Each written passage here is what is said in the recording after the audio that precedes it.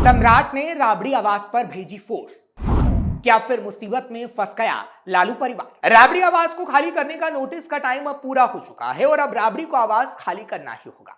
हालांकि राबड़ी ने प्रशासन को एक पत्र जरूर लिखा, लेकिन सवाल है कि क्या सम्राट अब राबड़ी को धक्के मार के घर से बाहर निकालेंगे। सवाल यह कि क्या अब राबड़ी को आवास से निकालने के लिए फोर्स तक भेजी जाएगी। सवाल यह भी कि क्या अब आगे आने वाले समय में एक बार फिर लालू परिवार लाइमलाइट में रहने वाला है, क्योंकि लालू के लाल और राबड़ी प्रशासन को पिछले दिनों धमकाते नजर आए। ऐसे में अब नोटिस जब पूरा हो गया और राबड़ी ने पत्र लिखा है, तो सम्राट का क्या बड़ा एक्शन होगा, ये सबसे बड़ा सवाल है। नमस्कार, कैपिटल टीवी का खास शो विभाग सवाल देख रहे हैं आप। मैं हूं आपके साथ हर्ष भारद्वाज। बिहार की राजनीति में दशकों तक सत्ता का केंद्र रहा पटना का 10 सर्कुलर रोड स्थित वीवीआईपी बंगला पूर्व मुख्यमंत्री राबड़ी देवी और लालू परिवार का ठिकाना नहीं रहेगा। बिहार सरकार के सत्तादेश के बाद वो मियाद पूरी हो गई, जिसके बाद कई बड़े सवाल खड़े हुए। हालांकि राबड़ी ने अब नया पत्र भेजा है प्रशासन को, जिससे भी सवाल खड़े हो रहे हैं। क्या राबड़ी आवास पर सम्राट फोर्स भेजेंगे? प्रशासन राबड़ी के खिलाफ लेगा एक्शन? अब कहां होगा राबड़ी का नया ठिकाना? क्या महुआ बाग वाले बंगले में रहेंगी राबड़ी? आखिर क्यों आवास खाली नहीं कर रही राबड़ी? राबड़ी देवी ने प्रशासन को पत्र लिखा है कि लालू यादव बीमार है, इसलिए बंगला नहीं खाली कर पाएंगे।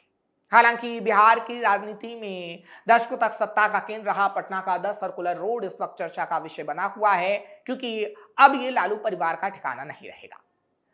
दरअसल बिहार सरकार के सत्तादेश के बाद मियाद तो पूरी हो गई, जो नोटिस दिया गया था। अब लालू परिवार को अपना बोरिया बिस्तर समेटना ही होगा और नए आशियाने में जाना होगा। हालांकि लालू परिवार के नए आशियाने को लेकर भी हलचल तेज है। हालांकि जब नोटिस का समय पूरा हुआ, तो जैसा कि हमने आपको बताया कि राबड़ी देवी ने प्रशासन को हवाला दिया है कि लालू जी बीमार हैं, इसलिए आवास खाली अभी नहीं कर पाएंगी।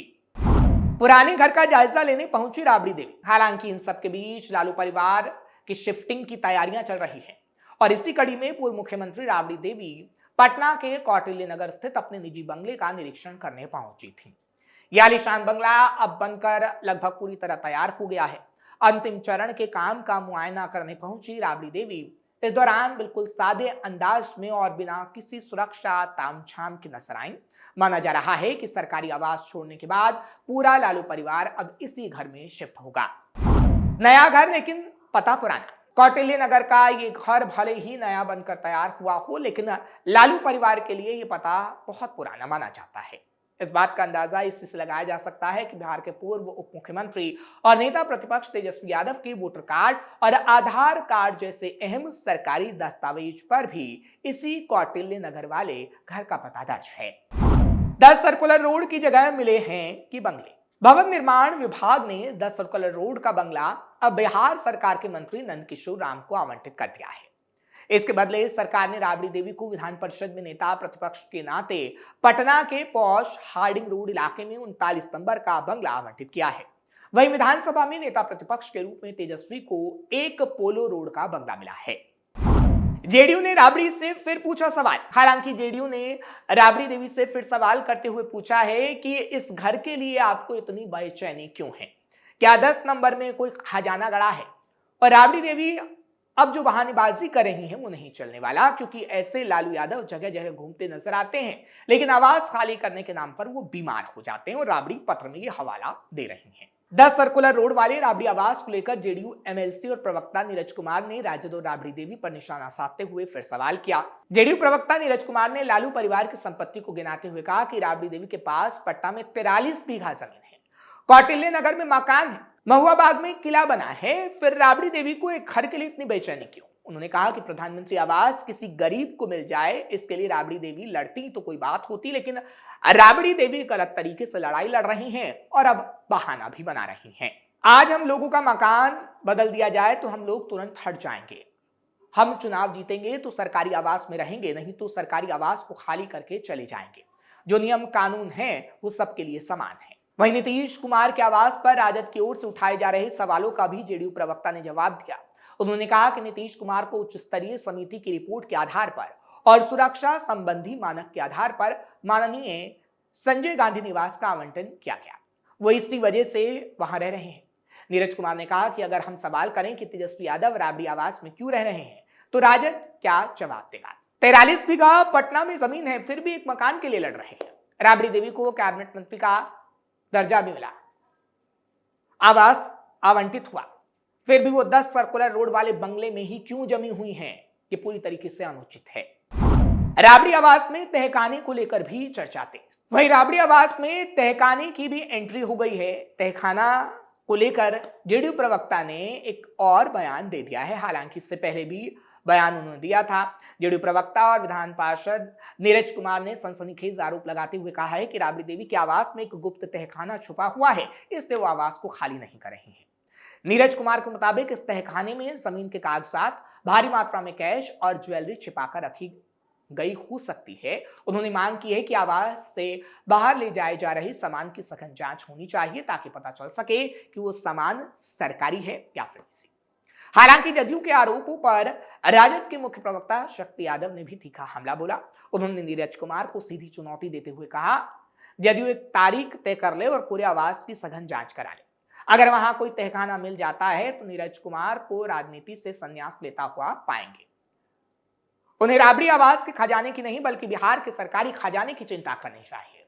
इससे पहले आरजेडी ने सरकार पर लालू परिवार की जासूसी करने का भी आरोप लगाया था। राजद नेता मृत्युंजय तिवारी ने सवाल उठाया था कि जब बंगला खाली करने की प्रक्रिया गोपनीय थी तो सरकार को पल पल की जानकारी कैसे मिल रही है। आरजेडी का दावा है कि सरकार बदले की भावना से बंगला खाली करवा रही है।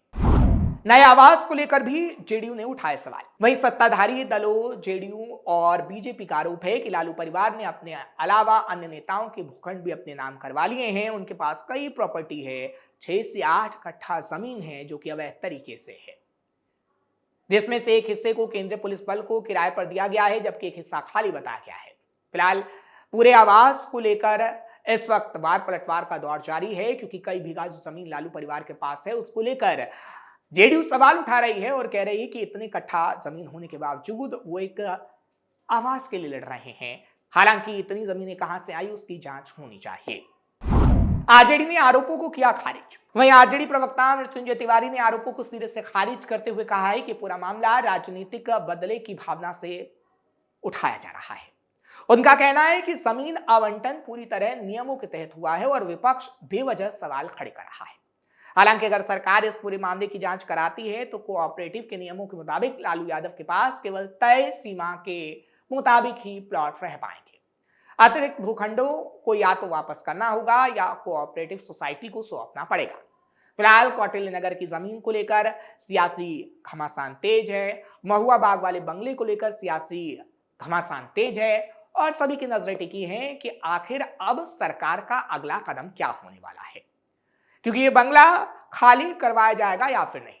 राबड़ी देवी की तरफ से एक नया बहाना तो बना दिया गया है। राबड़ी देवी की तरफ से एक नया पत्र तो लिख दिया गया है जिसमें यह कहा गया है कि लालू यादव काफी बीमार हैं, इसलिए वो बंगला अभी खाली नहीं कर पाएंगी। लेकिन क्या सरकार की तरफ से आगे आने वाले समय में ये बंगला खाली करवाया जाएगा? क्योंकि ऐसे बहाने राबड़ी देवी कई दिनों से बना रही हैं और इस पर सियासत तेज है।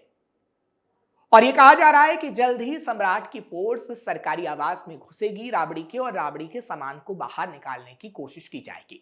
हालांकि इससे पहले भी हमने देखा था कि पुलिस प्रशासन उस 10 सर्कुलर रोड वाले आवास पर पहुंचा था और राबड़ी देवी को समझाने की कोशिश की गई थी, लेकिन राबड़ी देवी समझी नहीं और राबड़ी देवी ने आवास को खाली करने से मना कर दिया था। हालांकि जब राबड़ी देवी का बयान सामने आया था तब राबड़ी देवी ने चेतावनी भरे लहजे में सम्राट चौधरी को यह कहा था कि हम बांग्ला खाली नहीं करेंगे। और तो और तेजस्वी यादव का भी बयान सामने आया था और तेजस्वी यादव ने भी कहा कि यह बदला की भावना है, बदला लेने की कोशिश सरकार कर रही है, इसलिए इस आवास को खाली करवा रही है। और तो और सिंगापुर में बैठी उनकी बेटी रोहिणी आचार्य ने भी सवाल उठाए थे और ये कहा था कि किसी में दम है तो राबड़ी के आवास को खाली कराकर दिखाए। हालांकि अब वो वक्त आ गया है क्योंकि नोटिस की समय सीमा पूरी हो गई है और राबड़ी देवी ने नया पत्र भी लिख दिया है।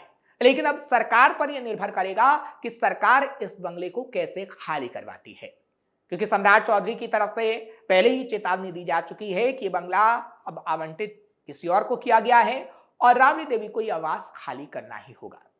हम आपको जल्दी बताएंगे क्योंकि प्रशासन की तरफ से एक और नोटिस राबड़ी को दिया जाना है, ऐसा सूत्रों के हवाले से खबर मिल रही है। और एक और नोटिस दिया गया तो राबड़ी को वो आवास खाली करना ही होगा। फिलहाल आपको ये खबर कैसी लगी कमेंट सेक्शन में जरूर बताएं। खबर को लाइक शेयर करें, कैपिटल टीवी को सब्सक्राइब करना मत भूलिएगा।